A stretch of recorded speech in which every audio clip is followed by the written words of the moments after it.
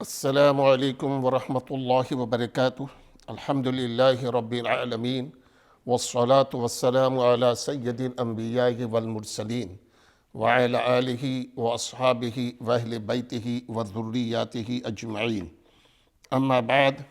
فاعوذ باللہ من الشیطان الرجیم،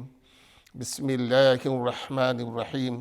واتقوا اللہ الذی تساءلون بہ والارحام، صدق اللہ العظیم۔ قال اللہ تبارک و تعالی فی شان حبیبہ الکریم، اعوذ باللہ من الشیطان الرجیم، ان اللہ وملائکتہ یصلون علی النبی یا ایہا الذین آمنوا صلوا علیہ وسلموا تسلیما۔ اللہم صلی وسلم وبارک علی سیدنا و نبینا و مولانا محمد صلاة دائمة مقبولة تؤدي بها أن حقه العظيم، صلاة وسلاما عليك سيدي يا رسول الله صلى الله تعالى عليك وسلم، وصل على جميع الأنبياء والمرسلين۔ شافع و نافع ہو تم، کافع و وافع ہو تم، درد کو کر دو دوا، تم پہ کرو رو درود۔ ذات ہوئی انتخاب، وصف ہوئے لاجواب، اور نام ہوا مصطفیٰ، تم پہ کرو رو درود۔ گرچہ ہیں بے حد قصور، تم ہو عفو و غفور، بخش دو جرم و خطا، تم پہ کرو رو درود۔ کام وہ لے لیجئے تم کو جو راضی کرے، ٹھیک ہو نام رضا، تم پہ کرو رو درود۔ معزز سامعین کرام، محترم بزرگوں، ہم عمر ساتھیوں، عزیز بچوں، آج اس مبارک اور بابرکت ساعتوں میں جو بات آپ حضرات کے سامنے پیش کرنے کی سعادت حاصل کر رہا ہوں وہ سلوک ہے۔ سلوک معنی صلہ رحمی، رشتہ داری کو نبھانا، تعلقات کو جوڑنا، آپس کے تعلقات کو اچھی طرح سے پہچان کر ان کے ساتھ میں اچھا سلوک کرنا۔ قرآن عظیم اور فرقان مجید میں ہمارا پروردگار، ہمارا خالق، ہمارا رازق، ہمارا پالنہار ارشاد فرماتا ہے، واتقوا اللہ الذی تساءلون بہ والارحام، اور اللہ عز و جل سے ڈرو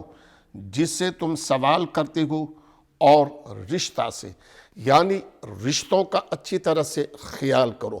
آج ہم تھوڑی تھوڑی بات میں اپنے رشتوں کو ختم کر دیتے ہیں، تعلقات کو ہم ایک دم ختم کر دیتے ہیں اور بات کچھ نہیں ہوتی ہے، لیکن اس کے بارے میں اللہ کے پیارے حبیب، ہم سب کے آقا و مولا، دونوں عالم کے مالک و مختار، ارواح و نافدہ احمد مجتبیٰ محمد مصطفیٰ صلی اللہ تعالیٰ علیہ وسلم نے ان رشتوں کو جوڑنے کے بارے میں، تعلقات کو صحیح معنوں میں نبھانے کے بارے میں کس طرح سے زور دیا گئے اور کتنی تاکید فرمائی گئے، اور جو لوگ تعلقات کو ختم کرتے گئے اس کے بارے میں کتنی سخت وعید گئے۔ آقا دو عالم، نور مجسم، ارواح و نافدہ احمد مجتبیٰ محمد مصطفیٰ صلی اللہ تعالی علیہ وسلم کا ارشاد بیہقی نے سعید بن عاص رضی اللہ تعالیٰ عنہ سے روایت کی، رسول اکرم صلی اللہ تعالیٰ علیہ وسلم نے فرمایا، بڑے بھائی کا چھوٹے بھائی پر ویسا ہی حق ہے جیسا کہ باپ کا حق اولاد پر۔ ذرا غور کرو، آج بھائیوں کا رشتہ ختم کر دیا جاتا ہے، بہنوں کو ایک طرف کر دیا جاتا ہے، یہاں تک کہ ماں باپ سے بھی رشتہ ختم کر دیا جاتا ہے۔ لیکن ان رشتوں کا اسلام نے کتنا لحاظ رکھا ہے اور کس قدر اس کے بارے میں ہمیں تاکید فرمائی ہے، ذرہ برابر بھی ہم آج اس چیز کے اوپر غور نہیں کرتے۔ رشتہ کیوں ختم کرتے؟ میں جا رہا تھا، اس نے مجھے سلام نہیں کیا، اس نے بیٹے کی شادی کی، مجھے اس نے بلایا نہیں، پوری دنیا کو اس نے دعوت دی، اس دعوت میں مجھے نہیں بلایا۔ معزز سامعین کرام، ان تمام چیزوں سے ہم کس قدر اپنے رشتوں کو ختم کر دیتے ہیں۔ اس حدیث پاک میں آقا صلی اللہ تعالی علیہ وسلم نے ارشاد فرمایا، اب بھائیوں کی اندر بھی جدائی جو پیدا کر رہے گئے، بھائیوں کو جو ایک دوسرے کو الگ کر رہے گئے، لیکن اللہ کے پیارے حبیب صلی اللہ تعالی علیہ وسلم فرماتے ہیں بڑے بھائی کا چھوٹے بھائی پر ویسا ہی حق ہے جیسا کہ باپ کا اولاد پر، یعنی بڑا بھائی اپنے چھوٹے بھائیوں کے اوپر وہ شفقت، وہ مہربانی اور وہ تعلقات رکھے جس طرح سے باپ اپنے بیٹوں کے ساتھ میں محبت، تعلقات اور ان کے ساتھ میں مہربانی کرتا ہے۔ صحیح بخاری و مسلم میں ابو ہریرہ رضی اللہ تعالیٰ عنہ سے مروی رسول اکرم صلی اللہ تعالیٰ علیہ وسلم نے فرمایا کہ جب اللہ تبارک و تعالیٰ نے مخلوق کو پیدا فرما دیا، پوری مخلوق کو پروردگار نے تخلیق فرمائی، اس کو پیدا فرمایا، تو رشتہ بھی ایک مخلوق ہے، رشتہ بھی ایک مخلوق ہے۔ وہ اللہ تبارک و تعالیٰ کی بارگاہ میں رشتہ کھڑا ہوا اور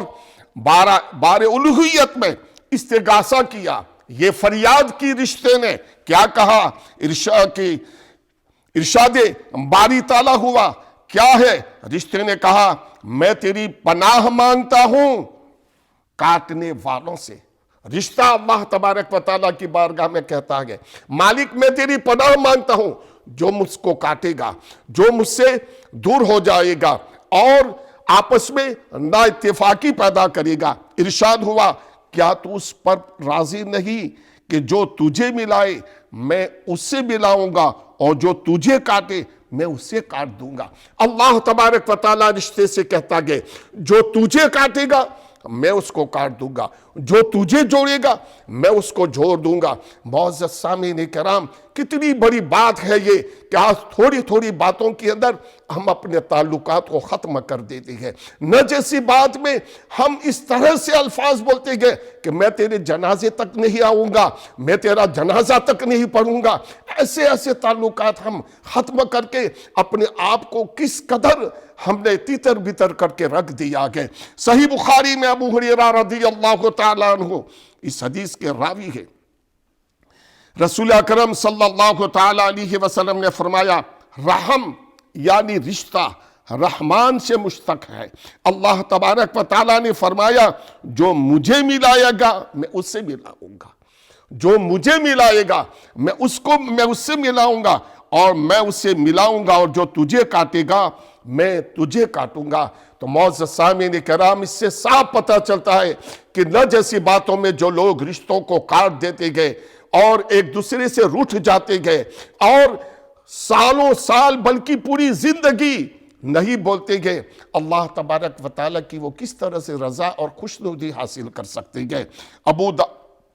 داؤد نے عبد الرحمن بن عوف رضی اللہ تعالیٰ عنہ سے روایت کی، کہتے ہیں کہ میں نے رسول اکرم صلی اللہ تعالیٰ علیہ وسلم کو فرماتے سنا، اللہ تبارک و تعالیٰ نے فرمایا میں اللہ ہوں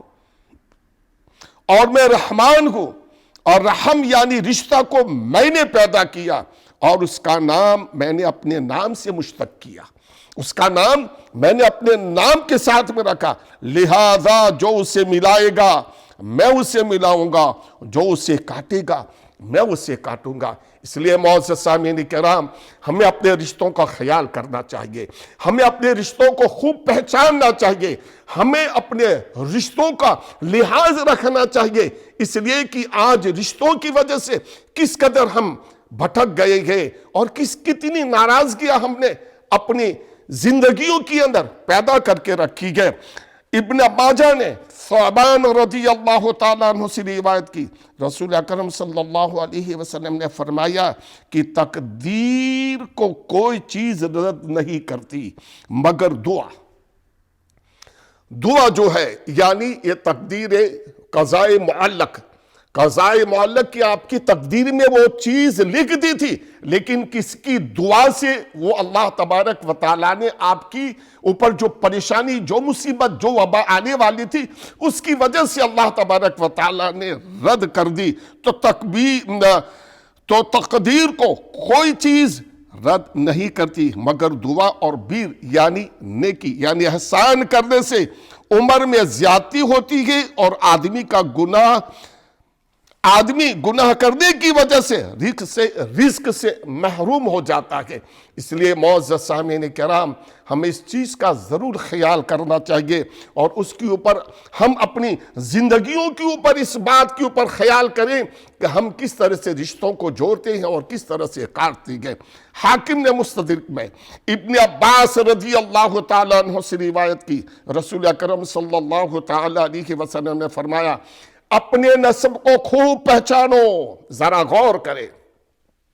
اپنے نسب کو خوب پہچانو۔ تمہارا بھائی کون ہے، تمہاری بہن کون ہے، کون سے رشتہ دار ہیں، تمہارے نسب کے اندر کون سے رشتہ دار آتے ہیں۔ آقا صلی اللہ علیہ وسلم ارشاد فرماتے ہیں، اپنے نسب کو، اپنے رشتہ داروں کو خوب پہچانو تاکہ صلہ رحم کر سکو، ان کے ساتھ اچھا سلوک کر سکو، ان کے ساتھ میں صلہ رحمی کر سکو، اچھے اخلاق سے پیش آ سکو۔ کیونکہ اگر رشتہ کاٹا جائے